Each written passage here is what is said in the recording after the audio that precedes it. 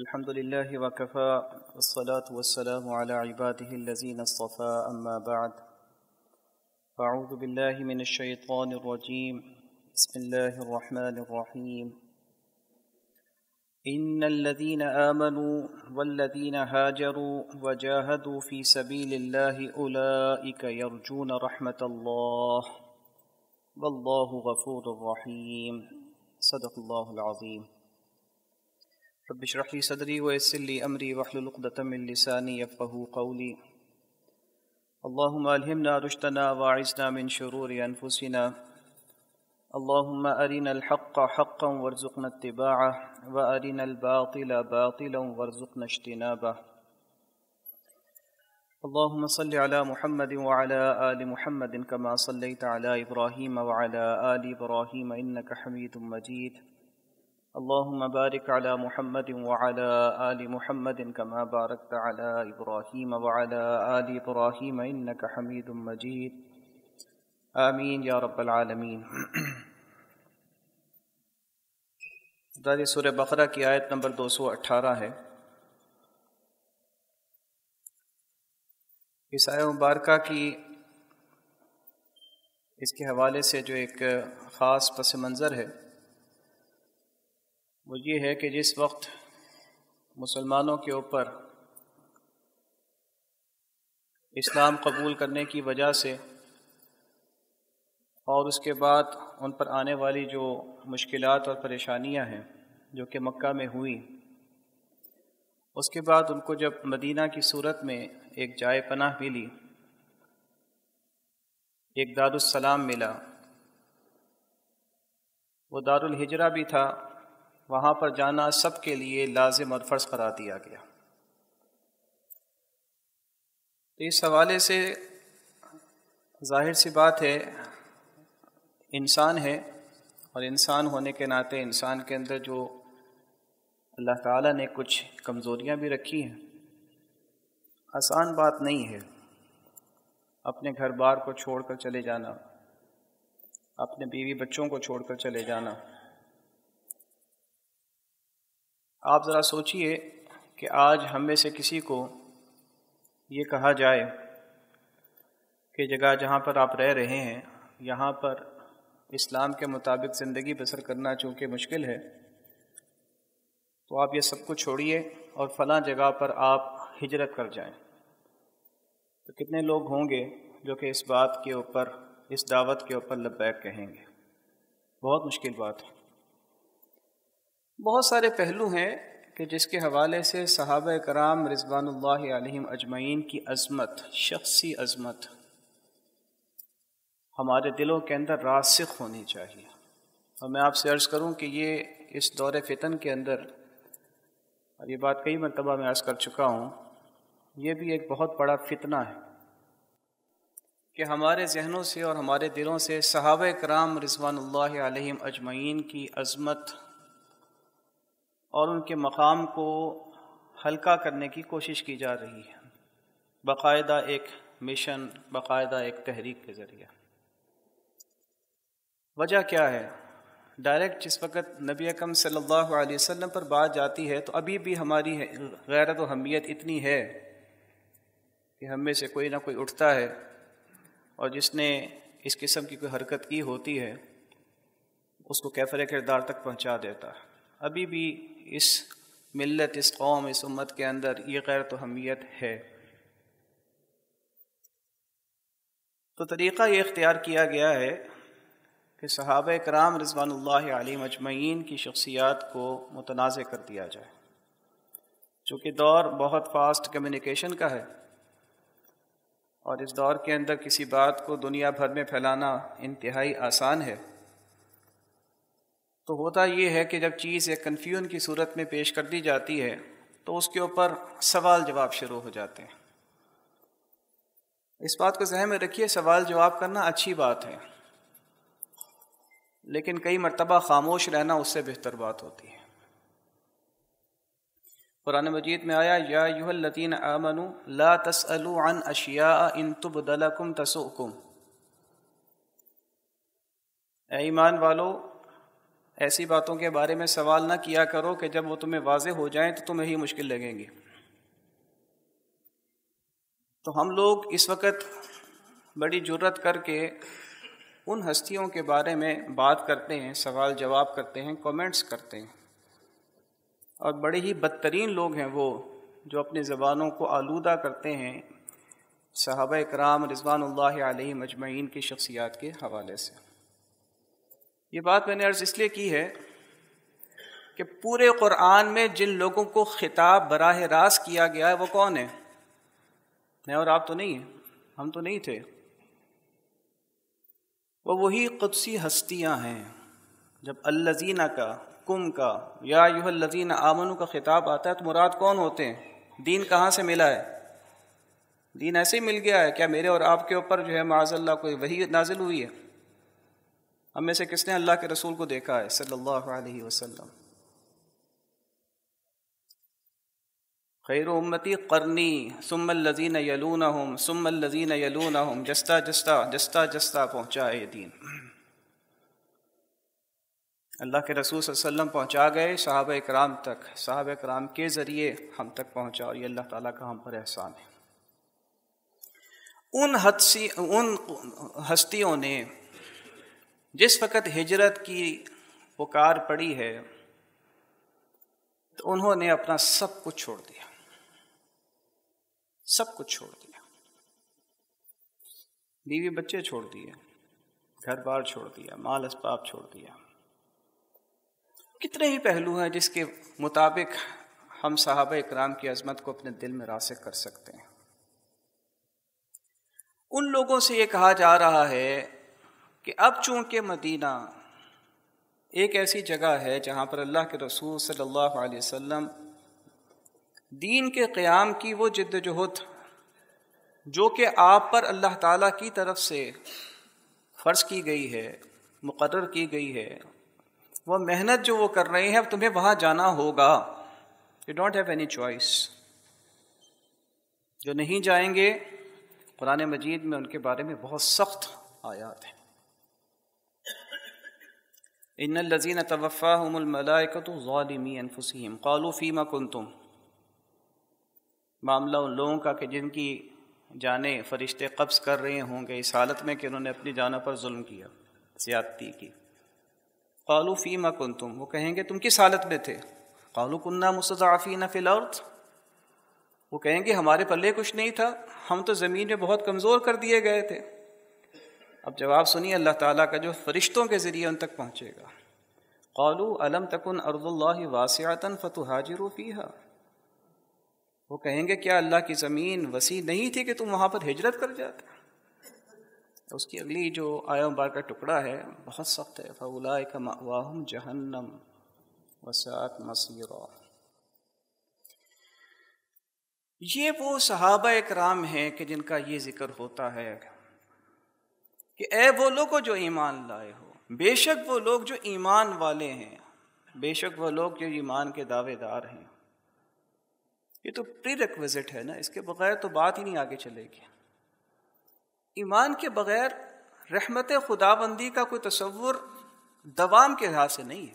ایک رحمت وہ ہے اللہ تعالیٰ کی جو رحمانیت ہے، ٹھاٹھے مارتے ہوئے سمندر کی طرح، وہ ہر ایک کے لیے ہے، مسلمانوں کے لیے، کافروں کے لیے، فاسقوں کے لیے، دہریوں کے لیے، مشرکین کے، سب کے لیے۔ کیوں؟ آیہ مبارکہ بہت خوبصورت ہے جہاں پہ 5ویں پارے کا اختتام ہوتا ہے۔ ما یفعل اللہ بعذابکم ان شکرتم وآمنتم، کیا لینا اللہ کو تمہیں عذاب دے کر؟ اللہ تعالیٰ معاذ اللہ سیڈسٹ نہیں ہے کہ تمہیں عذاب دے کر اس کو خوشی ہو، تمہیں جلا کر تمہاری چیخیں سن کر معاذ اللہ اس کو خوشی ہوتی ہو۔ ما یفعل اللہ بعذابکم ان شکرتم وآمنتم، جب تک تمہاری سانس چل رہی ہے شکر کر لو، قدر کر لو، ایمان لے آؤ۔ اللہ کی رحمت بہت وسیع ہے۔ اللہ تعالیٰ نے لما خلق الخلق، جب اللہ تعالیٰ نے اپنی ساری مخلوق کو پیدا کیا، کتب فی الکتاب، اس نے کتاب میں جو کہ کتاب خاص ہے لکھا، وَهُوَ عِندَهُ فَوْقَ الْعَرْشِ، اور وہ اس کے پاس عرش میں محفوظ ہے۔ کیا لکھا؟ دین کے تقاضے نہیں لکھے، کیا لکھا؟ ان رحمتی غلبت غضبی، میری رحمت میرے غضب پر غالب ہے۔ ہم تو مائل بکرم ہیں، کوئی سائل ہی نہیں۔ ہم تو چاہتے ہیں کہ لوگوں تم میری رحمت کے امیدوار بن جاؤ۔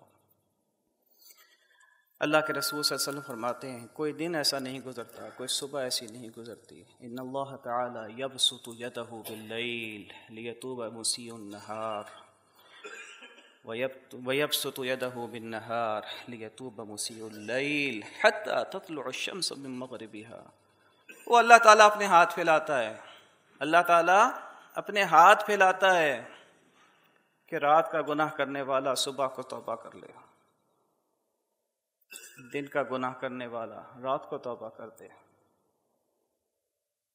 وہ اللہ تعالیٰ کے رحمت کے حصے اگر 100 ہو نا 100، تو ایک حصہ ہے جس سے یہ ساری رحمت جو ایک دوسرے کے اندر ہے، ماں باپ کی اپنے بچوں کے لیے، مخلوقات کی۔ کبھی دیکھا آپ نے، ہوتے ہیں نا جس وقت شیر کسی بھینس کے پیچھے، کسی بفلو کے پیچھے، کسی ڈیئر کے پیچھے پڑ جاتا ہے، بچے کو سب سے پہلے ٹارگٹ کرتا ہے، آسان ٹارگٹ ہوتا ہے۔ اب وہ کیا ہے، ہرن مقابلہ کر سکتا ہے وہ شیر کا؟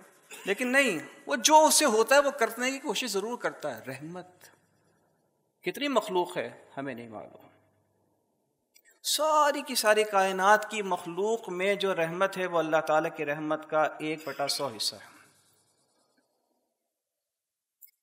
اب اس رحمت میں سے میں نے اور آپ نے اگر اپنا حصہ لینا ہے تو کچھ شرائط ہیں اللہ تعالیٰ نے اس قرآن مجید کی آیت میں بیان فرمائی۔ نمبر 1، ان الذین آمنوا، بے شک وہ لوگ جو ایمان لائے، بے شک وہ لوگ جو ایمان لائے۔ عمل کی بنیاد نیت ہے، نیت ایمان ہے، نیت کے بغیر کوئی عمل مقبول نہیں۔ انما الاعمال بالنیات وانما لکل امرئ ما نوی فمن كان حجرته لله ورسوله فهجرته الى الله ورسوله ومن كان حجرته لدنيا يصيبها او امرأة ينكحها فهجرته الى ما هاجر اليه۔ جس نے ہجرت کی اللہ اور اس کے رسول کو راضی کرنے کے لیے، اس کی ہجرت مقبول ہے۔ جس نے ہجرت کسی بھی اور مقصد کے لیے کی، اسی مقصد کے لیے اس کی ہجرت ہوگی، اللہ تعالیٰ کے نہیں ہوگی۔ پوچھا گیا کچھ لوگ ہیں وہ قتال کرتے ہیں اپنی بہادری کی وجہ سے۔ بھئی قتال کر رہے ہیں نا، بندوں کو مار رہے ہیں، دشمنوں کو ختم کر رہے ہیں، مقصد تو حاصل ہو رہا ہے، بہادر ہیں، جری ہیں، دسیوں مار دیے۔ کچھ لوگ ہیں جو جہاد اور قتال کرتے ہیں حمیت کی وجہ سے، کسی قوم کے ساتھ ان کی ایفیلیشن ہے اس کی وجہ سے۔ کس کا جہاد؟ یا اللہ کے رسول صلی اللہ علیہ وسلم پوچھا گیا یا رسول اللہ یہ بتائیے کس کا جہاد مقبول ہے؟ کیا جواب دیا اللہ کے رسول صلی اللہ علیہ وسلم نے؟ من قاتل لتکون کلمۃ اللہ ہی العلیٰ فہو فی سبیل اللہ۔ جس نے قتال کیا اپنی نیت کو خالص کرتے ہوئے کہ اللہ کا کلمہ سربلند ہو جائے، بس وہی مقبول ہے، باقی کوئی نہیں۔ نتائج کے اللہ تعالیٰ کو پرواہ کیوں؟ نتائج تو اللہ تعالیٰ کے کلمہ کن کی پیداوار ہیں۔ اللہ نے تو دیکھنا یہ ہے کہ تمہارے دل میں کیا ہے۔ ایمان کے بغیر عمل ہے ہی نہیں جو مقبول ہو۔ احادیث تو بہت سی ہیں، موقع نہیں ہے۔ اللہ تعالیٰ مومن کے عمل ضائع نہیں کرتا، دنیا میں بھی اس کو دیتا ہے، آخرت میں بھی دے گا۔ کافر جو وہ عمل اللہ کے لیے بظاہر کر رہا ہوتا ہے، اس کو اس کا اجر دنیا میں دے دیتا ہے، حتیٰ کہ آخرت میں پہنچے گا تو اس کے بعد رہے گا ہی کچھ نہیں، کس کا اجر دے اس کو؟ تو اللہ تعالیٰ کی رحمت کی امیدواری میں نے اور آپ نے حاصل کرنی ہے تو یاد رکھنی ہے 3 شرائط۔ نمبر 1 ایمان۔ ہم نے پچھلی مرتبہ یہ پڑھا تھا، یہ سمجھنے کی کوشش کی تھی۔ ایمان نام ہے یقین کا، اطمینان کا، مطمئن ہو جائے انسان کہ جو رب نے کہہ دیا، جو اللہ کے رسول صلی اللہ علیہ وسلم نے کہہ دیا، جو اللہ کے دین نے بتا دیا، بس وہی حق ہے، اس کے علاوہ کچھ نہیں۔ اب آپ سوچئے کہ اگر میں نے یہ بات کہی آپ سے اور آپ نے سنی، ہم کتنے مومن ہیں؟ جب کبھی بھی ہم اپنی زندگی میں کوئی کام کر رہے ہوتے ہیں اور وہ کام اس شریعت کے مطابق نہیں ہوتا، اینڈ وی نو اٹ، ہم جانتے ہیں کہ یہ نہیں ہے، کسی بھی اور مقصد کے لیے کر رہے ہوتے ہیں، ایمان زائل ہو جاتا ہے، غائب ہو جاتا ہے۔ ایک اسلام ہے، مسلمان ہم ہیں الحمدللہ، ایمان ہے، بڑھتا بھی ہے کم بھی ہوتا ہے۔ اللہ کے رسول صلی اللہ علیہ وسلم فرمایا لا یزنی الزانی حین یزنی وہو مؤمن ولا یسرق السارق حین یسرق وہو مؤمن ولا یشرب الخمر حین یشرب وہو مؤمن۔ کوئی زنا کرنے والا حالت ایمان میں زنا نہیں کرتا، کوئی چوری کرنے والا حالت ایمان میں چوری نہیں کرتا، کوئی شرابی حالت ایمان میں شراب نہیں پیتا۔ ایمان رخصت ہو جاتا ہے، کہیں پر ہوتا ہے، توبہ کرتا پھر واپس آ جاتا، فوراً آ جاتا، اسی وقت آ جاتا ہے۔ توبہ تو ایسی چیز ہے نا جو ایمان کے ساتھ جڑی ہوئی ہے، گتھی ہوئی ہے۔ ایمان کو مضبوط انسان توبہ کے ذریعے ہی کر سکتا ہے، یا اللہ غلطی ہو گئی معاف کر۔ اللہ تعالیٰ کہتا ہے ہاں میرا بندہ تھا، اس نے گناہ کیا، اسے معلوم تھا کہ اس کا ایک رب ہے، سب سے پہلے وہ رب سزا بھی دے سکتا ہے، جزا بھی دے گا۔ اس نے توبہ کی، اللہ نے اس کو معاف کر دیا۔ 3 مرتبہ یہ الفاظ آئے ہیں۔ اللہ تعالیٰ کہتا ہے وہ جو چاہے کرے۔ ہم کیا اللہ کے رسول صلی اللہ علیہ وسلم کا احسان مان سکتے ہیں جنہوں نے ہمیں یہ دین دے دیا؟ کچھ اور بھی چاہیے۔ الیوم اکملت لکم دینکم واتممت علیکم نعمتی۔ اللہ کی نعمت سب سے بڑی یہ ہے کہ یہ دین مجھے اور آپ کو مل گیا، یہ ایمان والا دین۔ اس کے بعد دیکھیے کوئی بھی کام کرنا ہے، کوئی بھی کام کرنا ہے، میں کوئی کاروبار کرنا چاہتا ہوں، آپ کوئی کاروبار کرنا چاہتے ہیں، دیکھیے کاروبار کے اندر کیا ہے، یہ کرو اس سے بچو تو آگے بڑھو گے، سمپل سی بات ہے نا۔ یہ مسائل ہوں گے، ان چیزوں کو اپنے سے علیحدہ رکھو گے، سوٹ انالیسس کر لو، تمہاری اسٹرینگس کیا ہیں، تمہاری ویکنیسز کیا ہیں، تمہارے پاس اپرچونیٹیز کیا ہیں، ان میں تھریٹس کیا ہیں، سوٹ انالیسس کر لو۔ دنیا انہی چیزوں کے اوپر چلتی ہے۔ تو اللہ تعالیٰ فرماتے ہیں کہ ہاں اگر میری رحمت کی بھی امیدواری چاہیے تو ایمان کے بعد کچھ چیزوں سے بچنا ہے، کچھ چیزوں کے اندر اپنے آپ کو آگے لگانا ہے۔ جس سے بچنا ہے وہ ہجرت ہے، اس کو کہا گیا ہجرت۔ اللہ کے رسول صلی اللہ علیہ وسلم فرمایا المسلم من سلم المسلمون من لسانه ويده والمهاجر من هاجر ما نهى الله عنه۔ مسلمان وہ ہے کہ جس کے ہاتھ سے اور زبان سے دوسرے مسلمان محفوظ رہیں۔ مہاجر وہ ہے جو ہر اس چیز کو چھوڑ دیتا ہے جسے اللہ تعالیٰ نے ناپسند فرمایا ہے۔ یہ مہاجر کی نشانی۔ وہ ہجرت کہ اپنے دیار، اپنے گھر بار کو چھوڑنا بہت عظیم مرتبہ تھا، وہ ان کے مرتبے تھے، انہوں نے حاصل کیا۔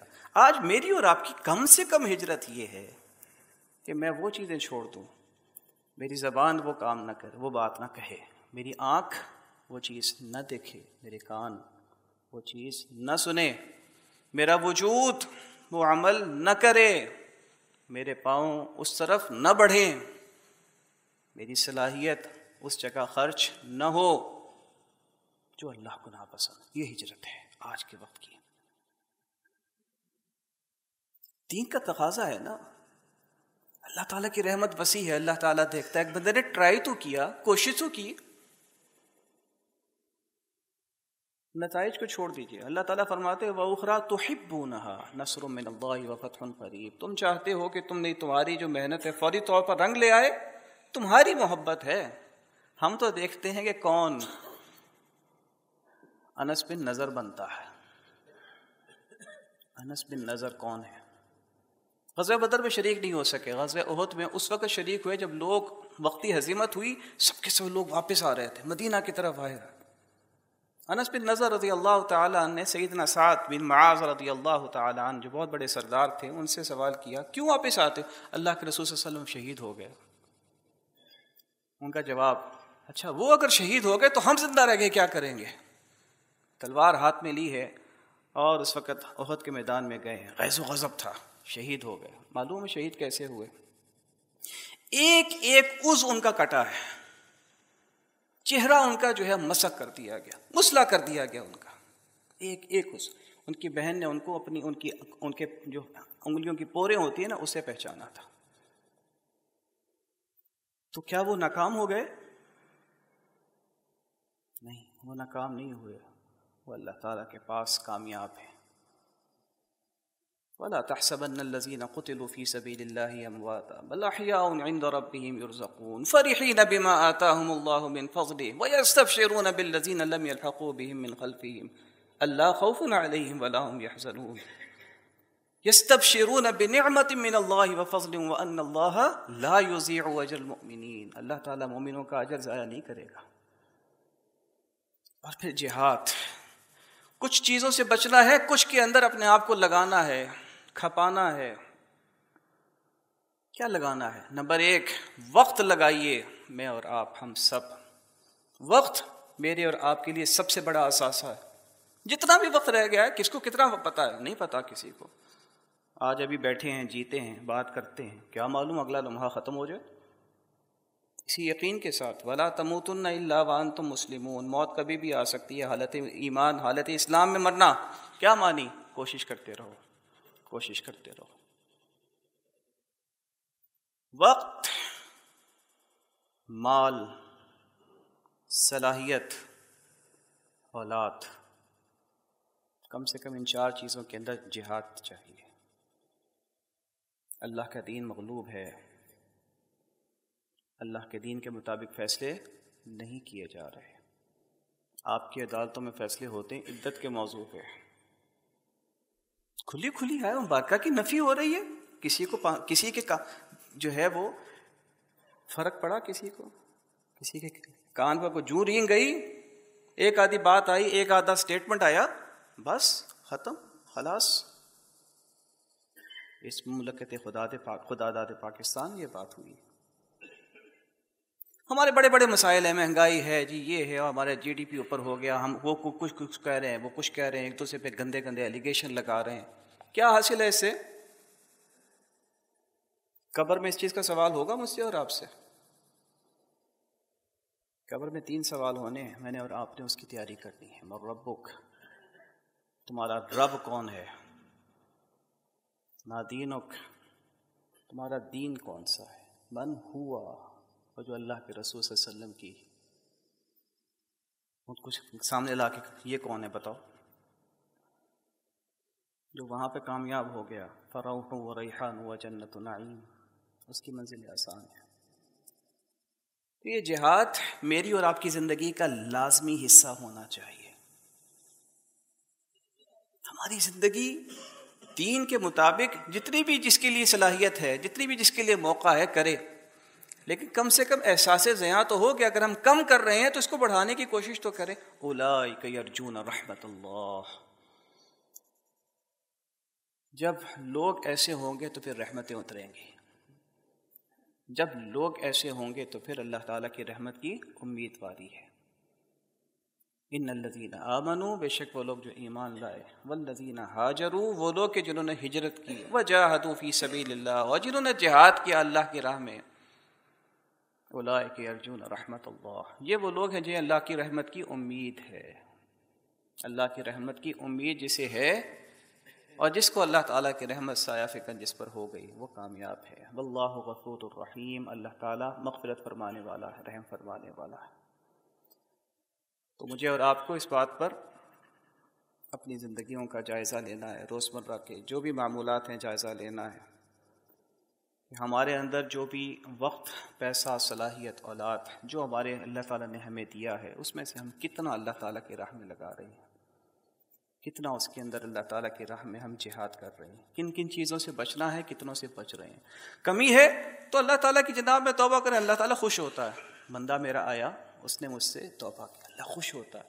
اور انشاءاللہ جب انسان کی زندگیوں کے اندر، ہماری زندگیوں میں یہ رویہ آئے گا تو انشاءاللہ اللہ کی رحمت بھی آئے گی۔ وآخر دعوانا الحمدللہ رب العالمین۔ پریس ریلیز یہ بھی سن لیجئے۔ مملکت خداداد پاکستان کے تحفظ میں جانثار کرنا عظیم شہادت ہے۔